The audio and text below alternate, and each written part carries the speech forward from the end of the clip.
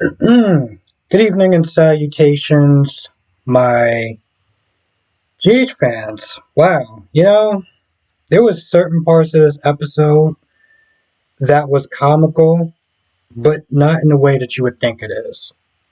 We're going to start off with the whole Quartermaine's nonsense.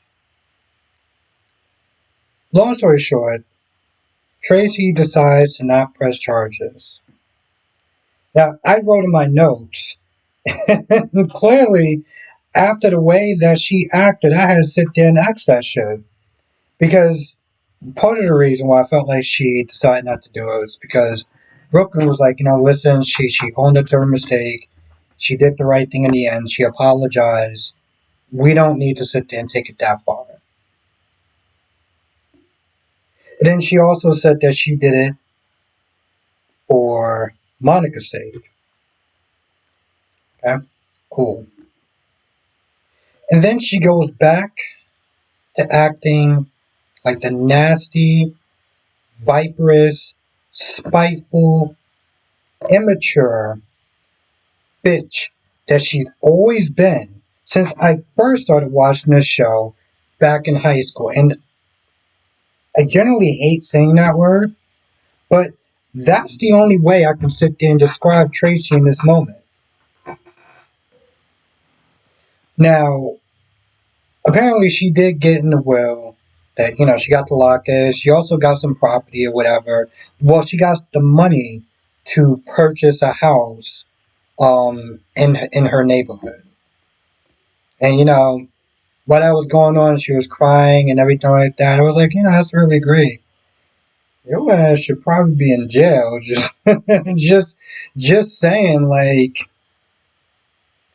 because I feel like everyone's up there looking at this woman like, poor little old lady, just lost her sister, made a terrible mistake, and let's be very clear, okay? Because women like Tracy can bring out the worst in anybody.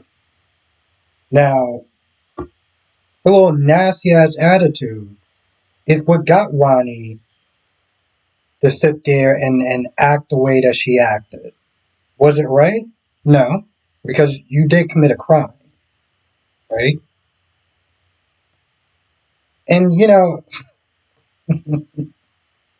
normally I don't sit there and call out people, and I'm not going to sit there and say who it is, but they know who they are. They pretty much wishing that they're saying that just because somebody acts mean to them doesn't give them a right to commit fraud or do a crime. Well, fucking course it doesn't. But that's human nature, though. You're not going to sit there and come at somebody in a sideways, nasty, Karen-ass attitude and then just expect, oh, well, I shouldn't do anything because, it's wrong that I'm about to sit there and commit a crime or possibly homicide. But, just because he was nasty and rude to me doesn't give me the right to actually strike back. I don't know what world that this person lives in, but in the real world, where everyone else lives, that's not how that works. Now, pretty much Tracy tells her to get out, that she's no longer, she's not part of this family, and she's just very mean and nasty and cruel to her. This is after Ronnie walks over and she apologizes for her actions, and she's really sad and kind of broken about the fact that she kind of went there. There are people in this world for most of their lives, they don't really sit there and go that extra mile to really be that angry, And in a sense, she felt like she kind of betrayed herself, betrayed Monica, and just in general. And then she still decides to act nasty to her. This is after the family's like, okay, whoa, we don't need to sit there. She already apologized. She's leaving. Okay, there's no reason for her to sit there and stay. She got a house. She's going to go. And she's pretty much like, listen, I'll leave tomorrow. No, you can leave now. So everyone's like, no, you don't need to do that. You're doing too much. And it gets to a point where I think Brooklyn was like, hey, listen, if she's leaving, I'm leaving. And the rest of the family says the exact same thing. She's pretty much just like, okay, well, fine, y'all can all leave. She decides to act like a spiteful little kid. I'm like, girl, you are way too goddamn old to be acting like this. No. It's like, you can all leave. They look at her like, you don't want to do this. And she pretty much walks to the door. And even Ronnie is like, no, you don't have to sit there and leave on my behalf. And Brooklyn's like, no, this is no longer about that. This is about Tracy at this point, acting like a spiteful, mean-spirited little girl. So she opens the door. Ronnie leaves, and everyone else leaves with her. And Ned is like, you don't need to do this. You don't need to sit there and push away your family. And she kicks them all out. I'm like, congratulations, Tracy. You won. Look at your goddamn victory. An empty house. Damn near you could sit there and say along with an empty ass soul. Because part of me was gonna sit there and say, well, she also did it because, she does have a bit of a heart. Had to X that shit out. So yeah, that was fun. Now Porsha comes to Jordan's place and it's like, oh, you're disappointed that it's not my husband? Oh, you mean the same husband that you're cheating on with, right? So she gets in there, they go back and forth, and you know, Porsha says, "Oh well, you've been undermining me for a hot minute." But like, funny, Porsha, because you did the exact same thing to Jordan. Now, you know, one of the things that Porsha said was, you didn't have to sit there and tell Curtis. I was going to sit there and tell him. She was like, "Oh well, I felt like he needed to know. It wasn't your goddamn business, Jordan." Well, somebody had to sit there and tell him the truth. Well, it didn't need to be you. Because again, it was none of your damn business. You overstepped. That's the bottom line. Now, they go back and forth, and honestly, tell you the truth, I'm like, Jordan, is this because there's a certain point where Curtis is not there talking to Marshall, and I think Marshall was like, maybe you being around Jordan was making her insecure or whatever, or something about her insecurity, or whatever. And Curtis is like, well, I never done anything to make her feel insecure. I sat there and dropped my pen. I was like, oh, this. I was like, bro, are you serious? Then when he turned back to Jordan, I was like, and this is what you want to sit there and go back to. Part of me is sitting there looking at Porsha. I'm like, you are actually, I mean, you're still a shitty person, but like, I'm like, yo, listen, if Jordan wants that, let her have it. Let her have it. And then Porsha starts to act like a fucking nut job by basically sitting there saying, well, you may have my husband, but you're not taking my baby. I sat there, was like, hold on.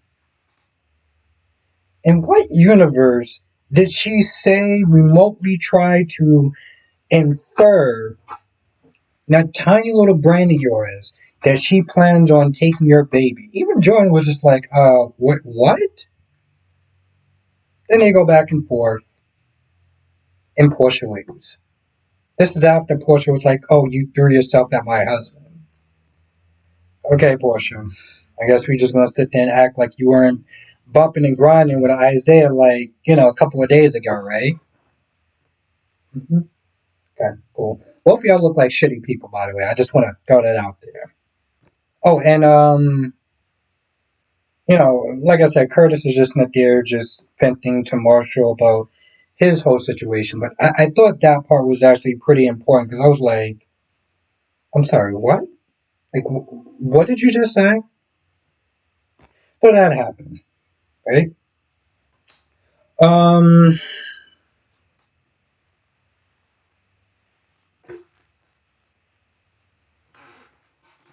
Now, Rocco's plan to try to get the key fob failed because Britt was in the room and she was injecting herself.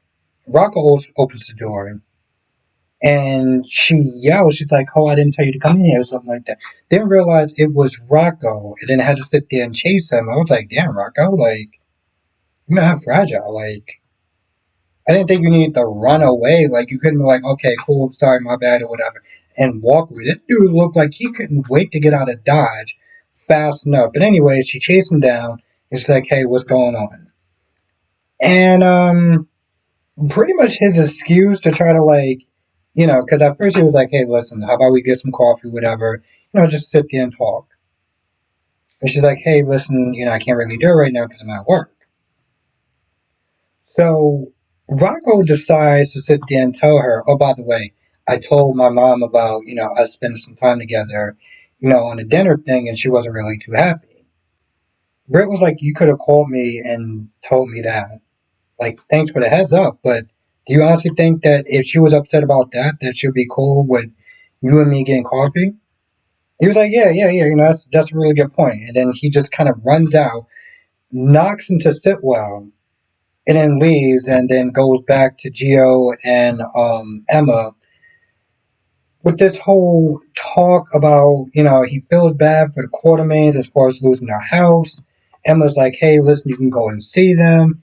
He's like, I don't really know. But he tells her that he's not, mad at them anymore, which I'm like, okay, I understand you being mad at Brit and maybe being a little butthurt still about the whole Dante thing. But the rest of them, bro, this is the reason why I just started to tune out with this whole Geo and being upset with Brooklyn. I just like, bro, it's been, I feel like at least a couple of months.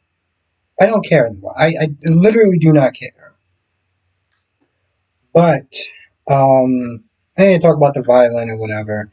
Rocco comes in and Rocco's like, hey, listen, I failed or whatever. And he's like, don't brush me off. I'll sit there and do it. I got to protect these animals. I was like, I thought about this at work. I was like, all right, so let me get this straight. Emma was pretty much trying to do everything she could to not get Gio involved because he was in school and she didn't want him to sit there and get in trouble.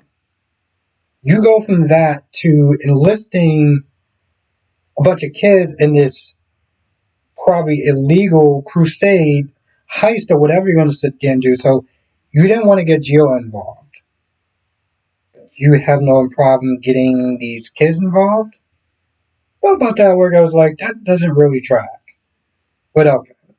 Anyway, Sitwell wants to get information from Britt about Dalton and everything. And, is he going to be on board with you, being his boss? And Britt, right off the rip, is like, yeah, by the way, Dalton's planning on, want to cut you out. He's pretty much a snake. He wants to then go to another buyer and, cut you out entirely. So Sitwell's like, okay, cool.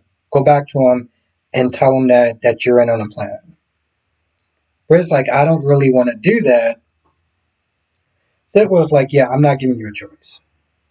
Because if you don't do what I'm telling you to do, I'm going to withhold the experimental drug that Faison made to keep your Huntington's disease in check or whatever. So she's like, all right, fine, I'll do it. Also wants to sit there and see if he actually has any buyers for whatever project that they're working on. And then she goes back upstairs. She's visibly upset.